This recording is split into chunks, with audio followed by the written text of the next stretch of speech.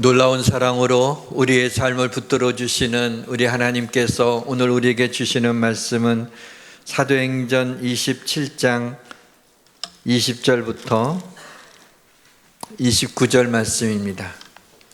신약성경 235페이지 사도행전 27장 20절부터 29절까지 교독하시겠습니다. 먼저 읽겠습니다.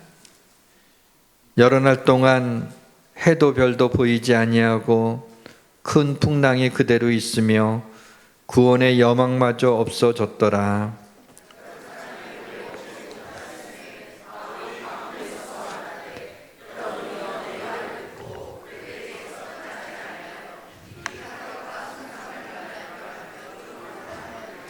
내가 너희를 권하노니 이제는 안심하라. 너희 중 아무도 생명에는 아무런 손상이 없겠고 오직 배뿐이리라.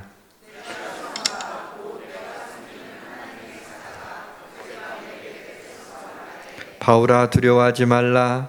내가 가이사 앞에 서야 하겠고 또 하나님께서 너와 함께 항해하는 자를 다 내게 주셨다 하였으니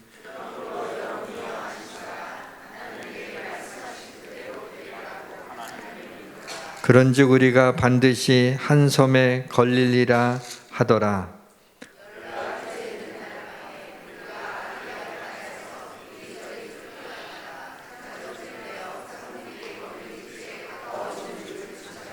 물을 재어보니 20길이 되고 조금 가다가 다시 재니 15길이라.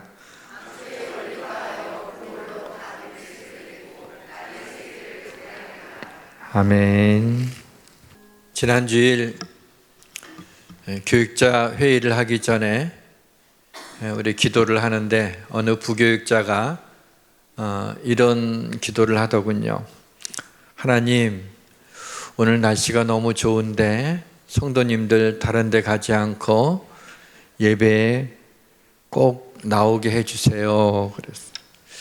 모든 목회자들의 걱정 가운데 하나는 주일날 날씨가 너무 좋으면 성도들이 예배드리지 않고 다른 데로 갈까봐 걱정이고, 주일날 비가 오거나 날씨가 또 너무 안 좋으면 또 교회에 나오기 불편해서 예배드리러 나오지 않을까 또 걱정입니다. 그런데 목사가 이런 것으로 걱정했어야 되겠습니까? 그래서 저는 이렇게 생각하기로 했습니다. 날씨가 너무 좋으면 우리 성도들이 교회에 즐거운 마음으로 나와 예배 드릴 수 있어서 너무 좋다. 날씨가 너무나 안 좋고 비 오고 그러면 다른 데 나들이 갈 생각을 못하니 이제 교회에 올 거니까 너무나 좋다. 그래서 걱정이 아니라 날마다 감사하기로 그렇게 마음을 먹었습니다. 네. 지난주 금요일 한밤의 기도회 때 시편 16편을 보았습니다. 주의 앞에는 충만한 기쁨이 있고 주의 오른쪽에는 영원한 즐거움이 있나이다. 사랑하는 성도 여러분, 한번 세상을 사는 건데 충만한 기쁨을 누리며 살고 싶지 않습니까? 영원한 즐거움을 누리며 살고 싶지 않습니까? 주 앞에 나오시면 충만한 기쁨을 누리게 될 거고 영원한 즐거움을 누리게 될 줄 믿으시기를 바랍니다. 날씨를 주관하시는 하나님께서 우리 성도님들의 믿음이 날씨나 어떤 일이 생기는 것과 상관없이 예배를 드릴 수 있을 정도의 굳건한 믿음을 갖게 해주시고, 예배 가운데 하나님의 임재를 경험하게 하시며 예배 가운데 하나님의 세미한 음성을 들을 수 있게 하시고 예배의 영광과 기쁨을 누릴 수 있도록 역사해 주시기를 주님의 이름으로 축원합니다. 모든 것이 잘 될 것입니다. 정부와 의료계 간의 갈등은 우리의 마음을 답답하게 합니다. 언제 풀릴지 지금 상황으로 봐서는 요원하기만 합니다. 왜들 이렇게 고집들이 센지 말이죠. 하나님이 간섭해 주셔서 가장 좋은 방법으로 해결되기를 위해 기도합니다. 우크라이나와 러시아의 전쟁이 너무 생각보다 오래 지속돼서 고통당하는 사람들이 많습니다.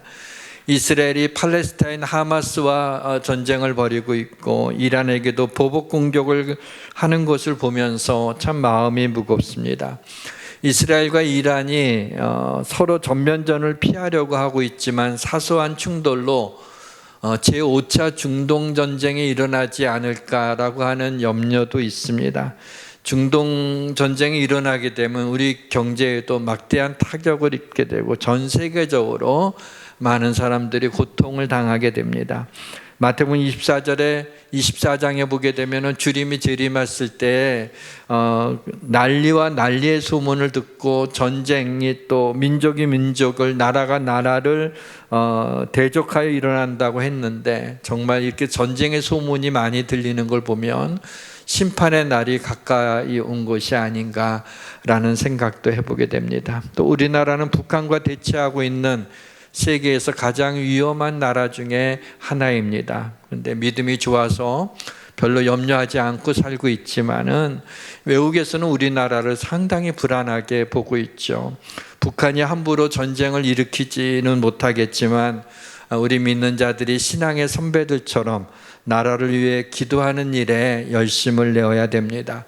이 모든 일에 하나님의 긍휼하심이 임하기를 주님의 이름으로 축원합니다. 인생은 항해하는 것과 같아서 살다 보게 되면 잔잔할 때도 있지만은 풍랑이 몰려올 때도 있습니다. 솔로몬은 형통한 날에는 기뻐하고 공고한 날엔 되돌아봐라. 이 두 가지를 하나님이 병행하게 하사 사람이 그 장래일을 능히 헤아려 알지 못하게 하셨느니라 그랬습니다. 사랑하는 성도 여러분, 평안할 때는 여러분의 일상을 감사하시기를 바랍니다. 형통할 때는 기뻐하시기를 바랍니다. 곤고한 날에는 회개하고 힘든 날에는 하나님의 도우심을 구하기 바랍니다. 하나님이 우리 인생에 형통한 날과 곤고한 날을 병행하게 하신 이유는 우리 인간으로 하여금 교만하지 않게 하고 겸손하여 하나님을 의지하게 하기 위해서인 것입니다. 로마 시민권을 가진 바울이 로마로 압송해서 황제 앞에서 재판을 받게 하려고 로마 백부장이 몇몇의 죄수들과 함께 바울을 상선에 태우고 항해하는 그 도중에 유라굴로라고 하는 그런 허리케인 광풍을 만나서 배가 자초할 위험에 처하게 되었습니다. 그러니 배를 가볍게 하느라고 선원들에게 배에 실었던 그 짐들을 전부 다 바다에 버리게 합니다. 우리 인생의 폭풍이 주는 유익 가운데 하나는 우리 인생에서 폭풍을 만나게 되면은 중요한 것과 중요하지 않은 것이 무엇인지를 알 수 있다는 것입니다. 오늘 본문의 등장인물이 사도행전 27장 11절에 다 나옵니다. 여기 보면 부하 100명을 거느리는 로마의 백부장이었던 율리오라는 사람이 나오고요. 그 다음에 선장이 나오고 배의 주인인 선주도 나옵니다. 그리고 이제 로마로 압송당해서 가이사 앞에서 재판을 받게 되는 죄수의 신분인 바울이 등장을 하게 되죠. 바울만 죄수의 몸이고요. 나머지 백부장과 선장과 선주는 요즘 말로 잘 나가는 사람들입니다. 그런데 이 백부장과 선장과 선주가 광풍이 밀려오게 되니까 광풍을 이기려고 풍랑을 이기려고 짐도 다 버리고 애를 많이 썼지만 큰 풍랑이 그대로 있으니까 이들이 절망합니다. 남아있던 구원의 희망도 다 사라져 버리게 되었습니다. 한편 바울은 파도 소리가 요라는 배 위에서 파도 소리보다도 더 큰 소리로 외칩니다. 내가 속한 바 곧 내가 섬기는 하나님의 사자가 어젯밤에 내 곁에 서서 말하되 바울아 두려워하지 말라. 내가 가이사 앞에 서야 하겠고 또 하나님께서 나와 함께한 항해한 자들 다 내게 주셨느니라 라고 그렇게 외쳤습니다. 바울은 두려운 상황에서 하나님의 음성을 듣고 두려움에 사로잡힌 배 위에 있는 사람들한테 여러분이여 안심하라. 나는 내게 말씀하신 그대로 되리라고 하나님을 믿노라 라고 하면서 외치는 모습을 보게 됩니다. 백부장과 선장과 선조에게서는 희망을 볼 수가 없습니다. 두려움에 쌓여 있습니다. 그러나 똑같은 풍랑이 있는 가운데 똑같은 배에 올라탄 바울에게 있어서는 이 배에 있는 모든 생명들이 다 구원을 받으리라고 하는 확신을 가지고 희망을 가지고 두려워하지 않는 모습을 볼 수가 있습니다. 이 둘 사이의 차이는 무엇입니까? 영혼의 닻이 있느냐 없느냐입니다. 예수 그리스도라고 하는 영혼의 닻이 있느냐 없느냐의 차이인 것입니다. 우리 그리스도인들은 폭풍으로 인하여 두려워하는 사람으로 부름받지 않았습니다. 우리들은 우는 사람으로 부름받지 않았습니다. 우리들은 절망하는 사람으로 부름받지 않았습니다. 우리들은 믿음 없는 사람으로 부름받지 않았습니다. 우리의 영혼에는 예수 그리스도라고 하는 닻이 있습니다. 이 닻을 내 삶의 깊은 곳에 내리시기를 바랍니다. 이 닻이 여러분의 삶을 무너지지 않게 할 것입니다. 이 닻이 여러분의 믿음을 흔들리지 않게 할 것입니다. 폭풍 가운데 배가 떠내려가지 않기 위해서 닻을 내립니다. 그래서 본문 29절에 보면 선원들은 배가 암초에 걸릴까요? 배 뒤편에서 닻을 4개를 내리는 것을 보게 됩니다. 오늘 본문의 이야기의 결론은 27장 마지막 절에 나옵니다. 그 남은 사람들은 널조각 혹은 배 물건에 의지하여 나가게 하니 마침내 사람들이 다 상륙하여 구조되니라.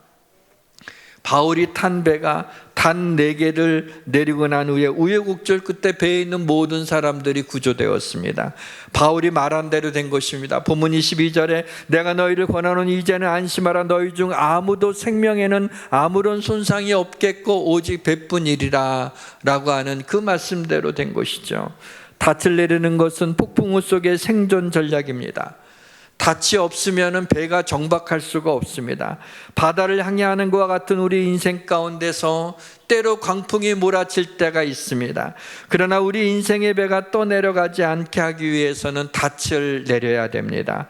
오늘 우리는 그 닻에 대해서 이야기하려는 것입니다. 어떠한 닻을 내려야 하는지에 대해서 말씀을 나누고자 합니다. 성령님의 역사하심이 사랑하는 우리 성도와 성도들과 부족한 종에게 임하시기를 주님의 이름으로 축원합니다. 바울을 태운 배가 닷 4개를 내린 것에 착안해서 우리 인생에 필요한 닷 4개를 말씀드리려고 합니다. 용기의 닷, 기도의 닷, 믿음의 닷, 소망의 닷입니다. 그래서 이 4가지를 예배를 드리고 나서 나가면 다 잊어버리실 것 같아서 어떻게 우리 성도들이 이 4가지 닻을 좀 오래 기억할 수 있을까라고 생각해낸 것은 조금 억지스럽기는 하는데 용기 믿소라고 기억하면 좋겠어요. 용기 믿소.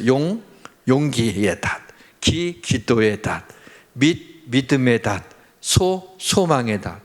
그래서 그냥 나가시면서 한마디만 하세요. 용기 믿소. 이렇게 나가면은 한 주간 동안 기억이 날 것 같습니다. 인생의 풍랑이 닥칠 때 우리의 삶이 흔들리지 않기 위해서는 이 4가지 닻을 내려야 됩니다. 첫 번째 닻은 용기의 닻입니다.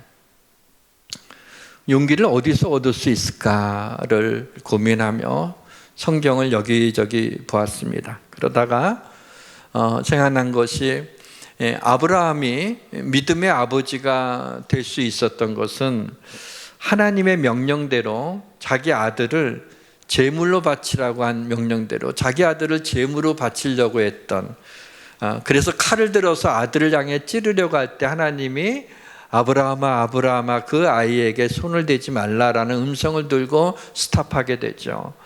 그러니 아브라함에게 있어서는 이 모리아 산의 이 경험이 그에게는 잊혀지지 않는 경험입니다. 아브라함이 자기 아들을 향하여 칼을 들을 수 있었던 건 하나님은 죽은 자 가운데서도 다시 살리실 수 있는 능력의 하나님임을 믿었기 때문인 것입니다. 야곱의 아들들이 12지파가 되고 이스라엘이라고 하는 한 나라를, 한 민족을 이루게 된 것은 야곱이 야복 강가에서 하나님과 씨름하던 그 때를 잊지 않았기 때문에 하나님께서 그 야곱의 자손들을 축복하신 것입니다.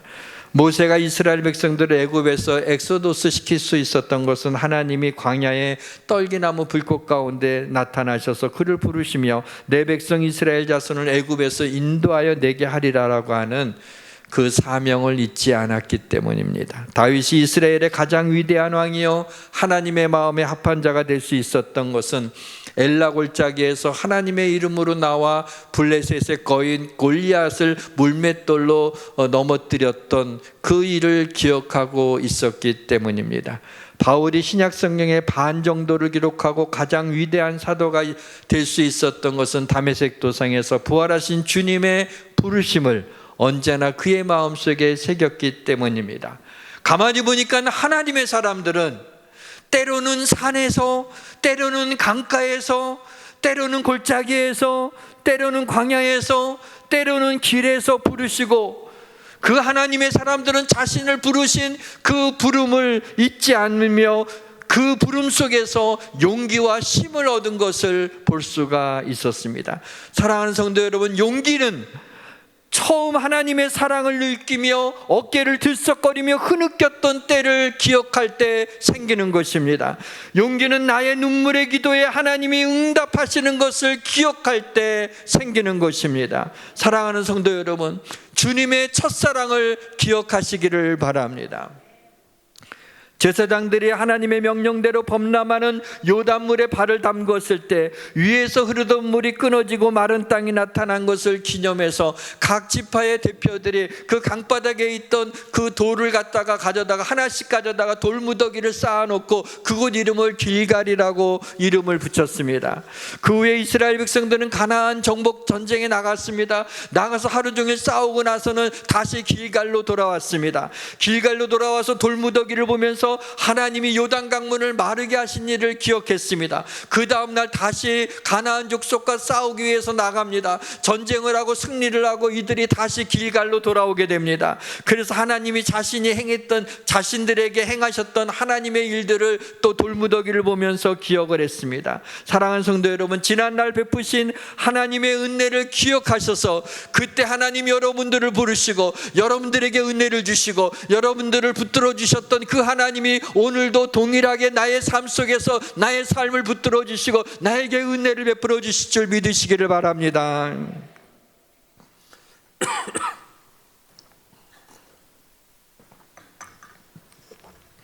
용기는 또 누군가 나를 격려할 때 용기를 얻을 수가 있습니다. 근데 사람들에게서 내 마음을 낙심케 하는 말을 듣게 되었을 때 그 말에 귀를 기울이지 말고 하나님의 음성에 귀를 기울이시기를 바랍니다. 사람이 내게 어찌하겠습니까? 우리 하나님 앞에 하나님의 말씀에 귀를 기울이기 바랍니다. 사람의 말에 충격받지 말고 하나님의 말씀에 충격받으시기를 바랍니다. 내 삶에 고난이 닥쳤을 때 고난보다 더 크신 하나님의 말씀에 귀를 기울이시기를 바랍니다. 용기는 두려움이 없을 때 나오는 것이 용기가 아닙니다. 용기란 두렵지만 하나님의 말씀을 붙들고 나갈 때 생기는 것입니다. 성경은 온통 용기를 주는 말씀으로 가득 차 있습니다. 성령께서 생각나게 하시는 말씀들을 적어봤습니다. 이 시간에 여러분도 잘 아는 이 선포되는 말씀들을 여러분이 믿음으로 받아 용기를 얻는 시간이 되기를 원합니다. 이 말씀들에게는 여러분들이 아멘으로, 여러분의 믿음으로 고백했으면 좋겠습니다. 내가 네게 명령한 것이 아니냐, 강하고 담대하라, 두려워하지 말며 놀라지 말라. 내가 어디로 가든지 나는 내 하나님 여호와가 너와 함께 하느니라. 만일 하나님이 우리를 위하시면 누가 우리를 대적하리요? 이르시되 내가 반드시 너에게 복주고 복주며 너를 번성하게 하고 번성하게 하리라. 아멘 안 하시네. 이르시되 내가 반드시, 복주는 되는데, 내가 반드시 내게 복주고 복주며 너를 번성하게 하고 번성하게 하리라. 야곱아 너를 창조하신 하나님께서 지금 말씀하시니라. 이스라엘아 너를 지으신 이가 말씀하시니라. 너는 두려워하지 말라. 내가 너를 지명하여 불렀나니 너는 내 것이라. 내가 물 가운데 지날 때 내가 너와 함께 할 것이라. 강을 건널 때 물이 너를 침몰하지 못할 것이며 네가 불 가운데 지날 때 타지도 아니할 것이며 불꽃이 너를 사르지도 아니하리라. 그가 친히 말씀하시기를 내가 결코 너희를 버리지 않고 너희를 떠나지 아니하리라 하셨느니라. 그러므로 우리가 담대히 말하되 주는 나를 돕는 자이시니 내가 무서워하지 아니하겠노라. 사람이 내게 어찌하리요. 두 번째 닻은 기도의 닻입니다. 환난과 두려움 가운데 희망을 주고 그 희망이 희망으로 그치는 게 아니라 현실이 되게 하는 닻이 있습니다. 기도의 닻입니다. 유다가 바벨론에 포로로 잡혀 있을 때였습니다. 선지자 예레미야가 포로 생활 중인 이스라엘 백성들에게 편지를 보냅니다. 만군의 여호와 이스라엘의 하나님께서 예루살렘에서 바벨론으로 사로잡혀 가게 한 모든 포로에게 이와 같이 말씀하시니라 하고, 지금 이스라엘이 포로 생활을 하는 중입니다. 그런데 하나님이 지금 자신들을 심판하고 있는 것이라고 생각했습니다. 하나님이 지금 재앙을 내리고 있는 거라고 생각을 했습니다. 그런데 하나님이 예레미야 선지자를 통해서 이런 말씀을 하시죠. 내 생각은 평안이요 재앙이 아니다. 너희에게 미래와 희망을 주겠다라는 말씀을 하십니다. 미래와 희망이라고 하는 단어는 이스라엘 백성들의 가슴을 뛰게 하는 말입니다. 암담한 이스라엘에게 미래가 있다는 겁니다. 절망 가운데 있는 백성들에게 희망이 있다는 것입니다. 그런데 중요한 것은 그냥 백성들의 가슴을 뛰게 하겠다는 게 아니에요. 말로만 희망을 주겠다고 하는 것이 아닙니다. 그 희망이 현실이 되게 하겠다는 것입니다. 미래가 현실이 되게 하겠다는 것입니다. 그렇게 하기 위해서 하나님이 내리신 처방이 바로 기도입니다. 여호와의 말씀이니라. 너희를 향한 나의 생각을 내가 하나니 평안이요 재앙이 아니니라. 너희에게 미래와 희망을 주는 것이라. 그리고 나서 하시는 말씀이 너희는 내게 부르짖으면 내게 와서 기도하면 내가 너희들의 기도를 들을 것이요 그랬어요. 근데 이스라엘 백성들이 포로 생활을 70년 동안이나 하고 있습니다. 이들에게는 희망이 다 없어졌어요. 그러나 하나님께서 너희에게 내가 미래와 희망을 주겠다고 약속했어요. 이것은 좋은 어떤 희망 사항을 얘기하고 있는 게 아니에요. 너희가 내게 부르짖으면, 네가 원하는 것들을 부르짖으면 그 희망이 그대로 현실이 되게 하는 하나님의 역사가 나타나게 할 것이라는 얘기입니다.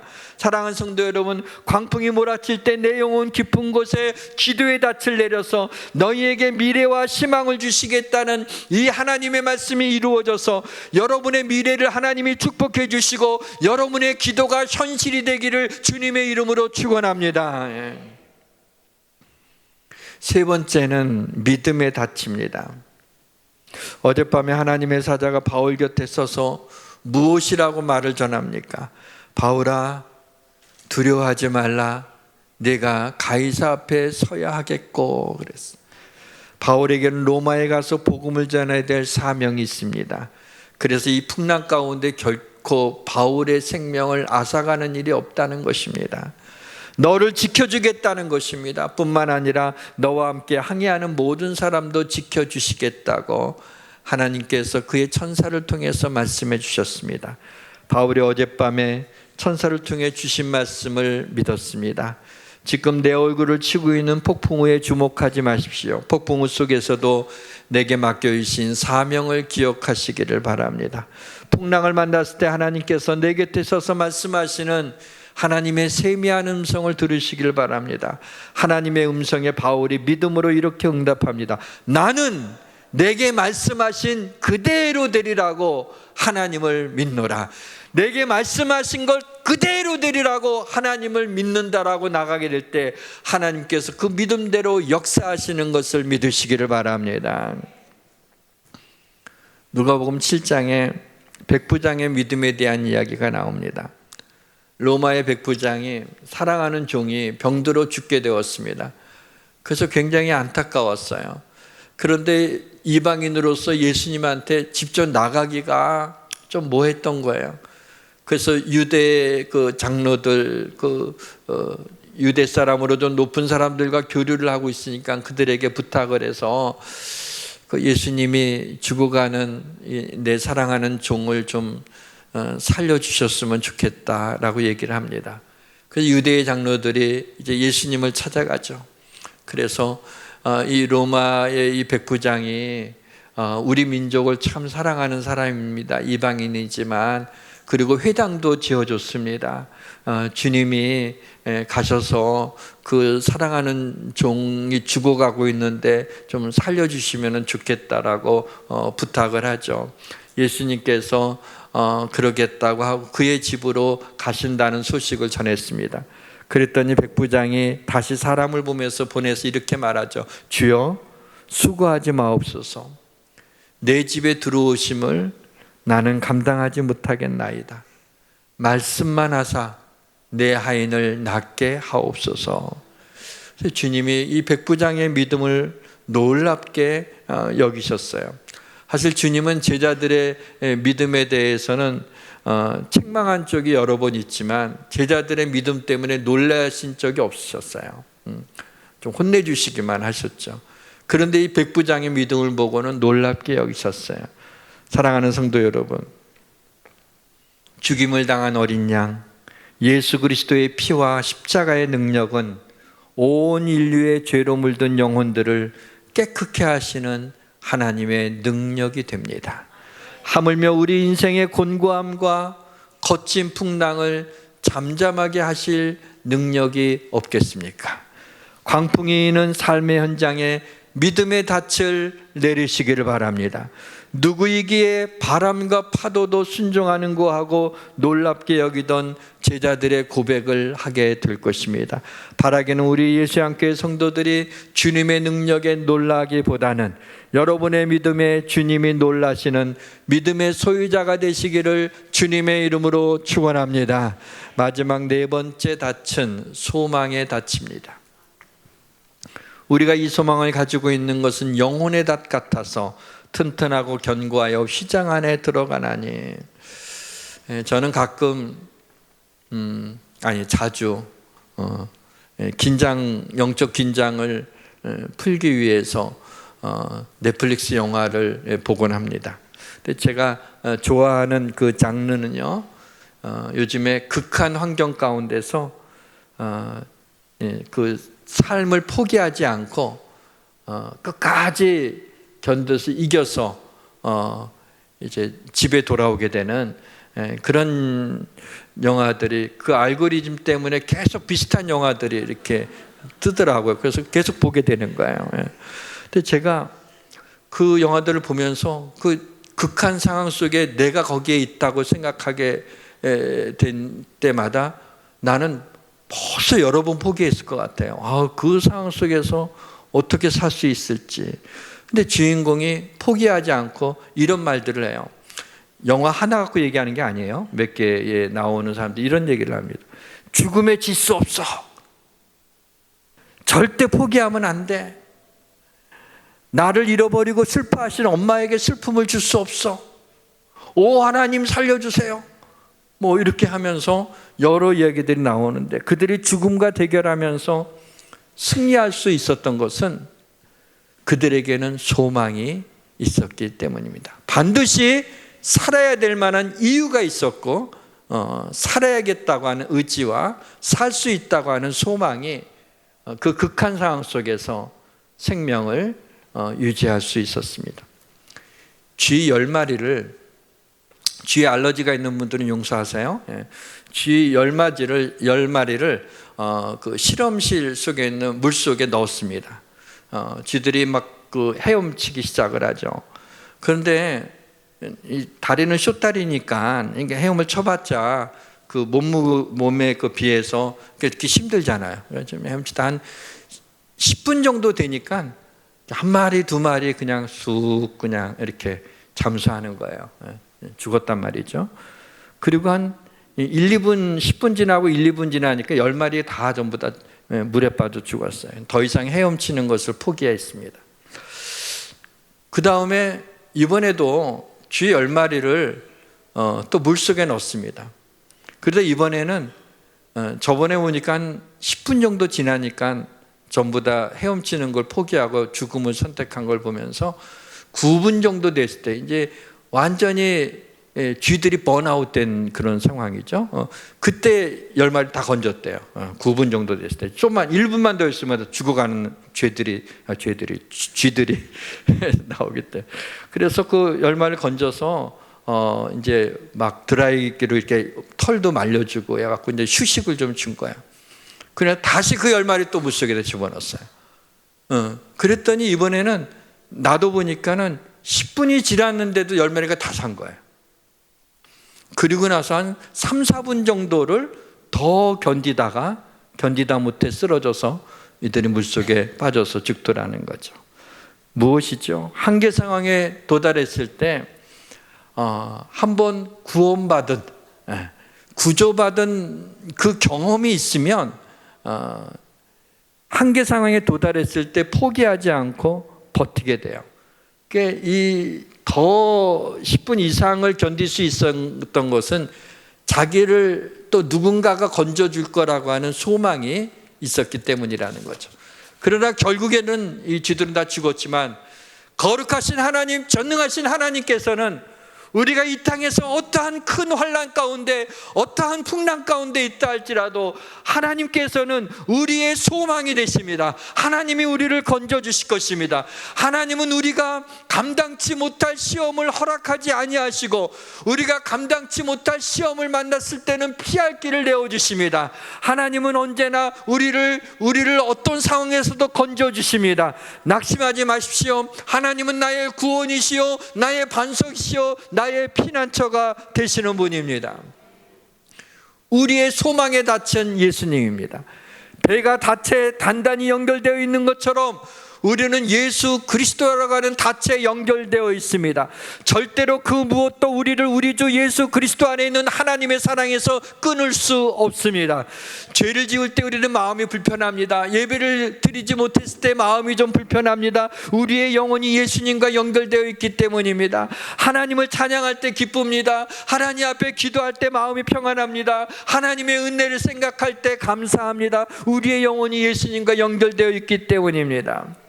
여호와께서 사람의 걸음을 정하시고 그의 길을 기뻐하시나니 그는 넘어지나 아주 엎드러지지 아니하면 여호와께서 그의 손으로 붙드심이로다. 사랑하는 성도 여러분, 배가 떠내려가지 않게 붙들어주는 것처럼 여러분 안에 있는 소망에 닫힌 그리스도께서 여러분이 넘어질지라도 붙들어주심을 믿으시길 주의 이름으로 축원합니다. 말씀의 문을 닫겠습니다. 말씀을 듣는 자가 말씀을 믿음과 결부시키면 축복이 되고 말씀을 믿음과 결부시키지 않으면 그 말씀이 아무 유익이 없습니다.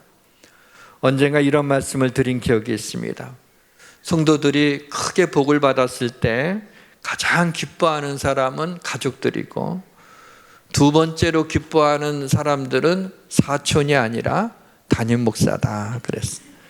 왜냐하면 사촌은 땅을 샀다고 얘기하면 배가 살살 아파오잖아요.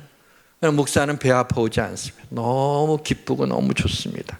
그만큼 담임 목사는 하나님이 맡겨주신 성도들이 하나님의 큰 복을 받기를 원하고 큰 복을 받았을 때 얼마나 기쁜지 모르겠습니다. 이는 하나님이 내 증인이십니다. 목회하면서 느껴지는 것은 물질의 축복을 조금이 아니라 많이 받는 사람들의 특징은 온전한 11조를 드리는 사람들이라는 것입니다. 그래서 말라기의 말씀을 새삼 보니까 너무나 놀라웠어요. 만군의 여호와가 이르노라 너희의 온전한 11조를 창고에 들여 나의 집에 양식이 있게 하고 그것으로 나를 시험하여 내가 하늘문을 열고 너희에게 복을 쌓을 것이 없도록 붙지 아니하는 보라. 정말로 하나님이 하늘문을 열고 쌓을 것이 없도록 복을 주신다면 얼마나 큰 복이겠습니까? 하나님 앞에 복을 구하되 큰 복을 구했으면 좋겠어요. 은혜를 구하되 큰 은혜를 구했으면 좋겠어요. 그래서 저는 우리 성도들이 이런 큰 복을 받기를 원합니다. 저는 우리 성도들이 주일이면 교회에 가야 되는지 나들이 가야 되는지 고민할 정도의 믿음이 아니라 생각만 해도 코끝이 시큰할 정도로 어린 양 예수 그리스도의 십자가의 은혜를 생각하고 입을 열어 하나님을 찬양할 때마다 하나님의 영광이 눈에 보이는 것 같고, 기도할 때마다 성령님이 나의 기도를 인도하시는 것이 느껴지며, 말씀을 들을 때마다 하나님이 나에게 주시는 음성으로 들려지기를 원합니다. 사랑하는 성도 여러분, 용기 믿소. 용기의 닷, 기도의 닷, 믿음의 닷, 소망의 닷을 내리고 삶의 풍랑 속에서 평안을 누리고 삶의 공고함 속에서도 은혜를 누리며 삶의 고난 속에 감추어진 하나님의 복을 캐내어 충만한 기쁨과 영원한 즐거움을 누리며 사는 축복된 삶을 살아내시기를 주님의 이름으로 축원합니다. 하나님을 찬양합시다. 나의 영혼이 잠잠히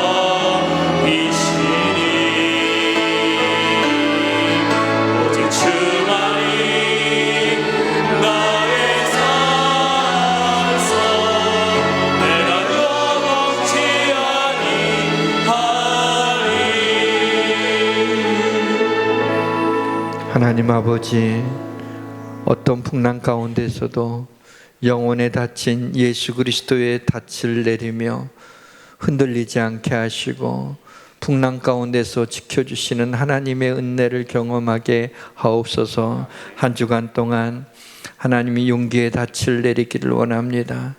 기도의 닻을 내리기를 원합니다. 믿음의 닻을 내리기를 원합니다. 소망의 닻을 내리기를 원합니다. 하나님의 이 닻을 통하여 우리를 붙잡아 주옵소서. 하나님의 축복을 누리며 살아가는 우리 성도들 되게 하여 주옵소서.